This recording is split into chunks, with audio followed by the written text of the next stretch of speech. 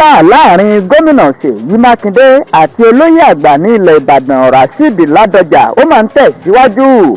Ladọja wọ́ gómìnà Seyi Makinde Olubadan lọ sí ilé ẹjọ́ lórí dídí adé fún àwọn olóyè ní ilẹ̀ Ìbàdàn.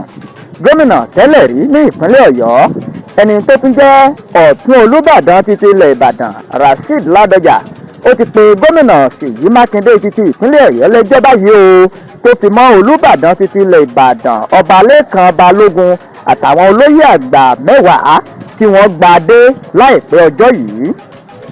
Ilé ẹjọ́ gíga ní ìpínlẹ̀ Ọ̀yọ́ tó wà ní Ring Road ní ìlú Ìbàdàn ni olóyè Rashidi Ladọja ló wọ́ wọn lọ.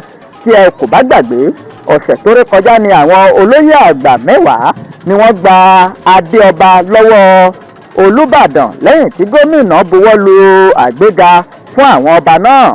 Olóyè Ladọja ẹni tó wà lára àwọn àgbà oyè ìlú Ìbàdàn tó yẹ kó gbadé lọ́jọ́ náà ó kọ̀ láti yọjú síbi ayẹyẹ ìgbadé ọ̀hún.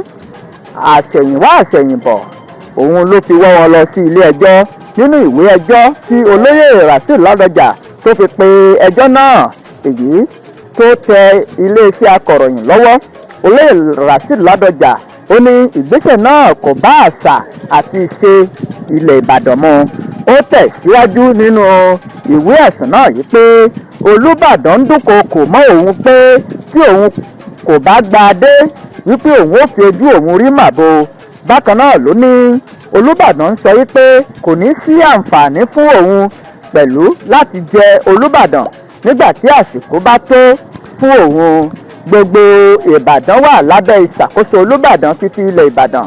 Àgbéga yìí ni ó ṣeé ṣe kó pín ìlú Ìbàdàn sí wẹ́lẹ́wẹ́lẹ́. Ìgbésẹ̀ yìí lòdì sí ìdájọ́ tó wáyé lọ́dún 2017 tó wà láàrin àgbà oyè Rashidi Ladọja àti gómìnà ìpínlẹ̀ Ọ̀yọ́ àti àwọn tí wọ́n lẹ́nu lọ́rọ̀ nípa oyè jíjẹ ní ìlú Ìbàdàn. Ó wá ké sí ilé ẹjọ́ láti ṣe gbogbo ohun tó yẹ láti dáàbò bo àṣà ilẹ̀ Ìbàdàn kí wọ́n sì yí ìgbésẹ̀ yí padà. Ṣáájú ni olóyè Rashidi Ladọja ní adé Olúbàdàn nìkan ni òun fẹ́ dé, òun kò fẹ́ adé páálí.